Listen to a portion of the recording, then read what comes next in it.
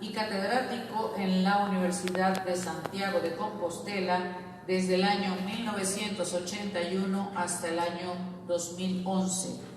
Actualmente es profesor de Fisiología y de Bioética en las Universidades Panamericana y Anáhuac, miembro de la Academia Mexicana de Bioética y pertenece a su junta directiva. Investigador especialista en endocrinología reproductiva y en bioética de la reproducción. Pertenece al Sistema Nacional de Investigación de España, nivel 4, siendo autor de algo más de 100 publicaciones científicas, incluyendo 5 libros y 23 capítulos de libros. Démosle la bienvenida al doctor Javier Marcó Bach.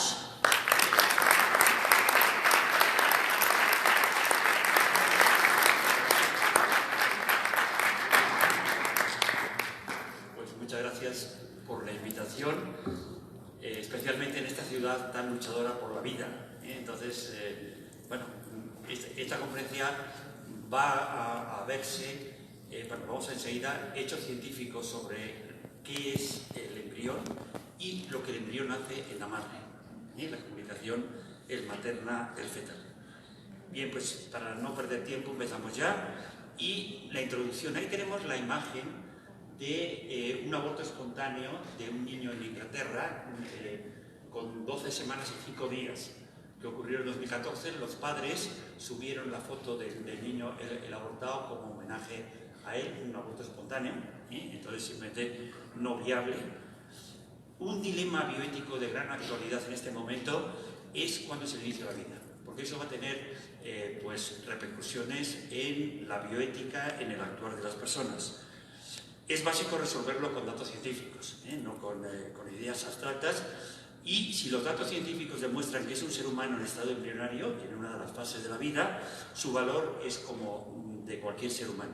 Pero si los datos científicos demuestran que no es humano en los primeros días, entonces es ético varias cosas, como utilizar embriones para investigación, destruir embriones con anticonceptivos que destruyen el embrión, como sería la fecundación in vitro, donde mueren más del 90% de los embriones que se forman por problemas que tiene la técnica, etc.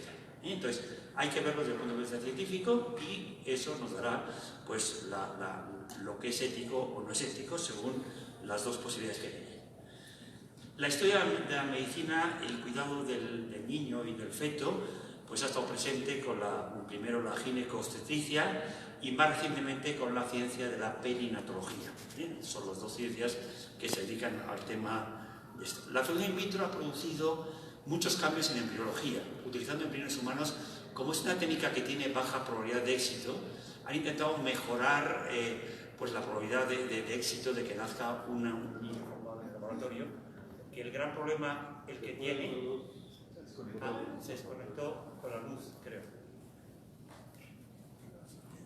Que se fue, bueno, se cortó, grito un poquito más. Entonces, la fecundación in vitro ha intentado mejorar el problema de cultivar en el laboratorio fuera del ambiente natural a un embrión formado en el laboratorio. Eso produce muchos problemas. Entonces, no han conseguido mejorar los medios de cultivo y lo que hacen ahora es estudiar el embrión, un diagnóstico preimplantatorio antes de pasarlo a la madre. Estudian exhaustivamente el embrión, tanto genética como funcionalmente, y si no produce lo que se ha estudiado que produce el embrión normalmente en los primeros 7 días, lo que se hace es desecharlo. Si es normal, se implanta la madre. Con eso ha mejorado un poquito la eficacia de la técnica. ¿Se oye a fondo? Sí.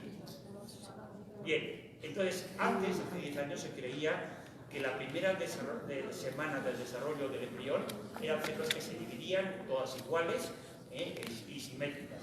Gracias a los estudios que se han hecho en fecundación in vitro, claro, utilizando embriones humanos que los duplicaban y los destruían para el estudio, se ha encontrado ahora algo que todavía mucha gente no lo sabe, porque es bastante reciente, que desde el segundo día existe un diálogo molecular entre el feto, el embrión y la madre, tanto que dirige su desarrollo y controla a la madre. La madre dice, dame tal cosa, mamá. Entonces, él es el que dirige ese desarrollo.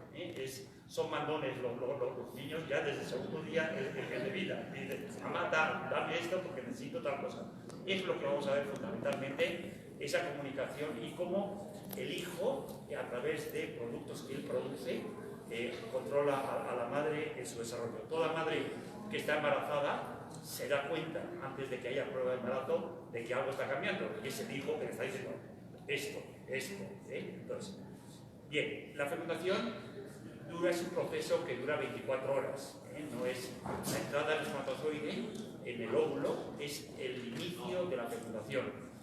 Luego, una vez que ha entrado el espermatozoide, entra también mucho calcio y se va a producir, una vez que ha entrado el espermatozoide, la segunda división meiótica. Para la reducción de cromosomas hay dos divisiones meióticas, son divisiones reduccionales. Entonces, todavía el óvulo no está maduro.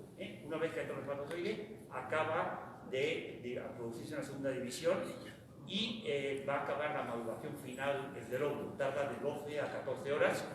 Luego, a las 12 horas, se produce la singamia, que es los dos pronúcleos, el masculino que está en el espermatozoide y el femenino, se van a fusionar. Ahí tenemos la imagen. No tenemos tampoco ahí. Bueno, pues bien, ya lo veremos en otro momento. Y una vez que se han fusionado los pronúcleos, ¿ustedes creen que los genes de los espermatozoides y del óvulo están todos activos? Cuando el embrión, por ejemplo, forma el corazón, los genes de formar el corazón o los brazos se inactivan.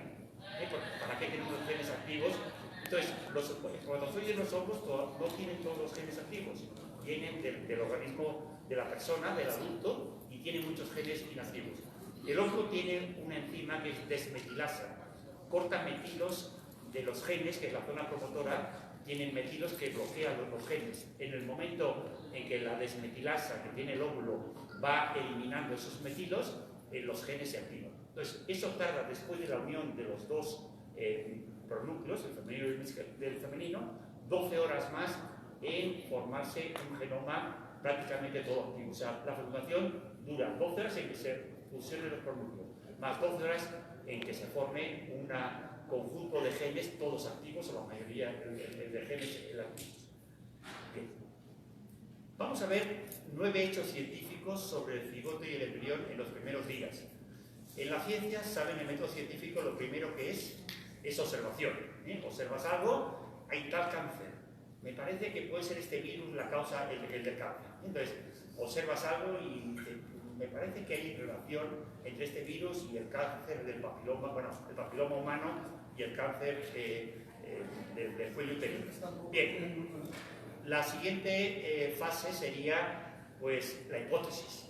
Yo creo que está una hipótesis que una de las causas de este cáncer es tal virus. ¿De acuerdo? Luego, el tercer paso es la experimentación. Haces una serie de experimentos, primero en animales, les inyectas el virus, ves si hay cáncer y algunos salen positivos, otros negativos. Bien, publicas estas cosas y después de publicar una serie de datos que apoyan tu hipótesis, por ejemplo, la hipótesis puede ser: hay cáncer en animales inmunodeprimidos, que tengan las defensas un poco bajas, siempre hay cáncer. En los normales, el cáncer no sea siempre, eso puede ser tu resultado. Haces una teoría, publicas todos esos datos que has obtenido, en estos casos hay cáncer, en estos no, para que otros investigadores con otra metodología, otro enfoque, corroboren tus resultados. Si todo el mundo corrobora esos resultados, pasamos al siguiente paso, que es el hecho científico. Antes se llamaban leyes, pero claro, y hay tantos descubrimientos que no pueden ser todos miles de leyes. Bien, pues vamos a ver 9 hechos científicos sobre el embrión, cosas aceptadas por todo el mundo, que son ya como leyes. Primero, el cigoto es una nueva célula con una información genética distinta a los padres. Esto significa que los padres aportan los genes, pero las células, los espermatozoides, las células tienen doble cromosoma, están divididos. Antes de separarse se entrecruzan, de forma que un cacho de uno va a parar al otro y de ahí van a formar los óvulos y los espermatozoides con un solo cadena de genes. Eso hace que la información que transmiten los espermatozoides y el óvulo ya no sean de los padres. Es como un software que has mezclado de dos que no son idénticos, has mezclado la información. Entonces, los genes, como el hecho científico es una nueva célula con una información genética distinta a los padres. Procede de los padres, pero no es la misma información. Los hijos no son idénticos ni dan mezcla, o sea, idénticos a los padres. Segundo hecho científico, y luego veremos ya en el momento determinado los factores que produce el embrión. El genoma del cigoto, el conjunto de genes que tiene el cigoto y a la primera célula de un ser humano, es igual a los 500 billones de células de un adulto. Uno de nosotros tenemos alrededor de 500 billones. Todas las células tienen ese mismo genoma que se ha formado en el momento de la fecundación. En el cuerpo hay cambios continuos, se cambian las proteínas, se cambian las células, cada 7 años tenemos proteínas distintas, se van destruyendo, se van reemplazando. ¿Qué es lo único que no varía en nuestra vida? Las células no, porque cambian, excepto algunas como las del cerebro y tal. El ADN. El ADN, es lo que nos da nuestra identidad, el biológico. De hecho, se emplea para pruebas de criminología el estudio del ADN. Esa es nuestra identidad, es lo único que nos cambia. Cambiamos el tamaño, el aspecto, las capacidades. Con el tiempo, a partir de los 30, vamos bajando capacidades. Cambiamos todo, excepto esa identidad. Como hay un cambio en el genoma, viene un cáncer. Los cánceres muchos son debidos a alteraciones del genoma. Tercer hecho científico, van a ser 9, pero pararemos en el momento determinado para ver la comunicación. El nuevo genoma que se ha formado en el cigoto, el nuevo conjunto de genes, está grabada la organización, el desarrollo y las características del nuevo individuo. Ya sabemos, cogiendo una célula de un feto, lo que va a tener, cómo va a ser, posibles enfermedades que va a tener. Si tiene pues, un gen de cáncer de mama, pues cuidado, que esa niña, cuando sea adulta, con ese gen que hay, pues podrá tener cáncer de mama. O si tiene un gen del colesterol alto, pues que va a tener problemas de infartos, etc. Bien, ese es el genotipo, que ya está determinado para toda la vida. El fenotipo, que es otra palabra que se utiliza, es la expresión de los genes. No siempre uno puede tener un gen para ser un Messi o un Ronaldo, un atleta cualquiera, pero si ese niño que tiene un genoma para ser un fenómeno de un deporte, se rompe una pierna y se suelta mal el fémur, pues el fenotipo pues va a estar cojo. O sea, aunque tenía capacidad. O si un niño tiene la capacidad para ser premio Nobel, o tiene un genoma del cerebro que le permite muchas capacidades, si la madre no toma yodo durante el embarazo, el de yodo lleva a falta de hormonas tiroideas en la madre, y las hormonas tiroideas son necesarias para el desarrollo del cerebro. Va a ser un niño con retraso mental por culpa de que la madre no ha tomado yodo durante el embarazo. Por eso ponen yodo en el agua ahora, o sea, para que no haya nadie que tenga problemas de este. El cuerpo cambia desde el cigoto hasta la muerte, pero es un cuerpo en evolución. Somos el mismo ser humano que va evolucionando en tamaño, en forma. La foto nuestra de cuando éramos chicos o para los de nuestros padres cuando se casaron, pues es muy distinta ahora. Evolucionamos, pero somos la misma. El individuo mantiene su identidad. Es el mismo individuo, el embrión, el niño, el joven, el adulto, el viejo. O sea, todos es la misma identidad, con distintas etapas en su vida, con distintas capacidades, distinto aspecto, distinto incluso altura. Con la edad pues estamos haciendo más chaparros. Bien, cuarto hecho científico. El cigoto es la etapa unicelular de un nuevo individuo. Es un nuevo individuo que inicia en una etapa de desarrollo, inicia su vida. Con un fenotipo, cuando tiene el fenotipo del cigoto, es un fenotipo, quiere decir que tiene un aspecto concreto en esa etapa, que es una sola célula. Esa célula es muy grande, hay una imagen, pero que no lo vemos. El óvulo es una célula gigante. Está envuelta en una membrana blanda, que sería como un cascarón, y cuando se implanta, ese cascarón se rompe y se implanta en la madre. Bueno, de una célula que al principio ahí se van a convertir en unas 90 y tantas células, dentro del cascarón, antes de romper.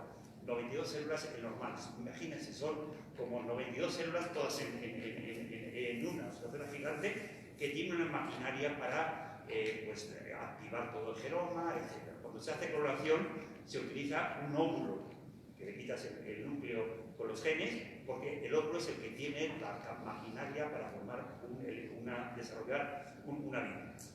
Ahora se sabe que el cigoto ya tiene 5 genes que están activos, que están produciendo proteínas para producir alguna acción, ya siendo la primera célula, no es una célula ahí parada y tal, no, es una célula que sus genes ya están expresando. Entre ellos hay uno que, si alguien ha estudiado medicina o así, es el SRI, que es que tienen los varones, es el gen del cromosoma Y relacionado con el sexo. Ese gen va a producir el testículo del feto tiene que producir hormonas, testosterona y tal, la 9ª semana. Es lo que va a hacer que se diferencien los genitales en masculino o en femenino. Entonces, ya desde la primera célula, el feto está produciendo, tienes que empezar a diferenciar tu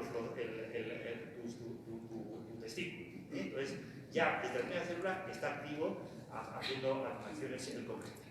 Es una acción para él, pero ya sus genes no están parados, están ya toda la vida, nuestros genes están produciendo cosas para una función determinada. Quinto hecho científico. Su organización es única y muy distinta al resto de las células. Las células, hay gente que dice que un cigoto es parecido a un tumor. Yo he estado en debates y esto, y hay médicos que te dicen, bueno, un tumor o un embrión en la primera etapa es lo mismo. ¿Por qué? Porque un embrión al principio se divide muy rápido, cada 12 horas doble, y un tumor pasa igual. ¿Saben cuánto tendría un niño si se mantuviera la velocidad de división, de multiplicación de sus células del primer mes durante los 9 meses de embarazo? Lo han calculado. ¿Cómo nacería, qué tamaño tendría un niño si se mantuviera esa velocidad de división?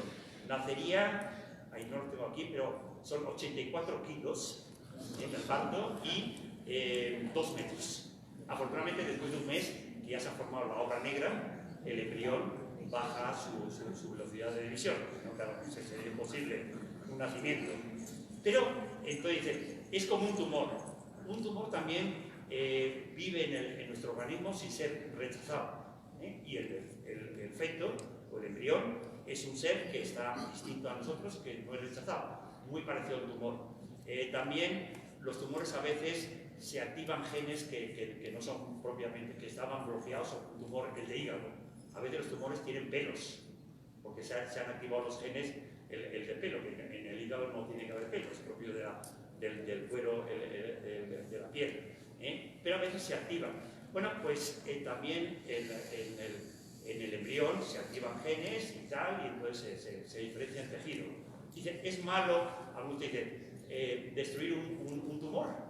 Es lo mismo que destruir las cartillas. Bueno, pero un tumor nunca da un adulto y un embrión da un adulto, o sea, no me compare lo mismo. Entonces, esto viene a que es muy distinta al resto de las células. Además, el cigoto, que es una célula gigante, como 90 y tantos células, por donde entra el espermatozoide entra mucho calcio. Y ese calcio hace que la estructura sea polarizada, sea distinta por donde entra calcio que donde está más lejos de donde entra el calcio. Y además, para construir una casa, ¿qué es necesario? Aparte de dinero, terreno, materiales para construir, ¿qué es necesario como primera cosa? Mano de obra. Mano de obra. Bueno, mano de obra, el diseño. Unos planos. Un diseño. Unos planos. Bueno, pues un embrión también necesita como unos planos, porque si no cada célula, pues aquí de repente, aquí aparece una pierna, entonces cada una tiene que tener esto. Pues tiene que tener unos ejes. El primer eje de construcción del nuevo ser se forma en el momento de la fecundación. Por donde entra el espermatozoide es el eje animal-vegetativo. Lo han hecho en animales. Animal es la parte superior, es el eje mayor, cráneo, caudal. Y donde entra el espermatozoide va a ser la parte inferior, la parte animal vegetativo, la parte inferior, y donde está el segundo corpus, el polar, que es una celulita de esa división última. El segundo corpus polar es una célula que no es activa, que se queda ahí pegado a la membrana, al caparazón este. Entonces, eso forma el eje mayor. A ver si tenemos... No. ¿Parece que sí? Ya están supuestamente arreglando. Vale. Veo que aquí se mueve todo, pero no... No, no es. Bueno, pues tenemos ahí una imagen. Entonces, el primer eje se crea ya en el momento de la fecundación. Donde el espermatozoide va a ser zona ventral. Todo lo que se divida para abajo va a ser la zona ventral y toda la parte superior va a ser la zona craneal. Por tanto, ya hay una diferenciación ahí.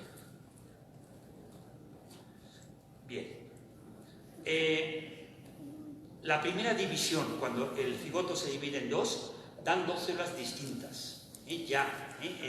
Tienen distinto tamaño, distintos composición y emiten un mensaje diferente. Hay una imagen aquí que la veremos enseguida. Cuando son dos células, lo van a ver, una es mayor y otra es menor. Están dentro de ese caparazón que lo envuelve. La mayor se ha comprobado, que llama macrómera. Sí. ¿Qué pasó? Ah, se apagó el cañón, ¿verdad? Bien. La mayor va a formar la masa celular interna, que va a ser el cuerpo del embrión. Mientras que la menor va a formar la masa celular externa, que va a ser la placenta. Y el trofoblasto al principio, que es la capa externa del embrión, y eso se va a convertir en la placenta. Ya tenemos dos células distintas, tienen genes activos distintos. Una va a formar el cuerpo del embrión y la pequeña va a formar lo que es la placenta. Este es un trabajo de una chica polaca que trabaja en la Universidad de Cambridge, Cernica Gers, que lo ha estado trabajando y ha encontrado estos datos muy interesantes. La probabilidad no es del 100%, es de una 92 a 86% de que la célula grande sea el cuerpo del embrión. Ah, mira, ahí tenemos ya las imágenes, afortunadamente. Ahí tenemos el embrión con dos células. Ven que la superior es mayor. Esta es la macrómera que va a formar el cuerpo del embrión, mientras que la pequeña va a formar la placenta. Ahí tenemos este primer eje que decíamos. Aquí entra el espermatozoide. Y este va a ser la zona animal, que es la parte superior, y la parte inferior, la caudal, por dentro del espermatozoide. Este es el segundo corpúsculo polar, y este es el embrión, el cigoto. Cuando se divide en dos, por donde entra el espermatozoide es la mayor, porque entra aquí con el espermatozoide intracalcio,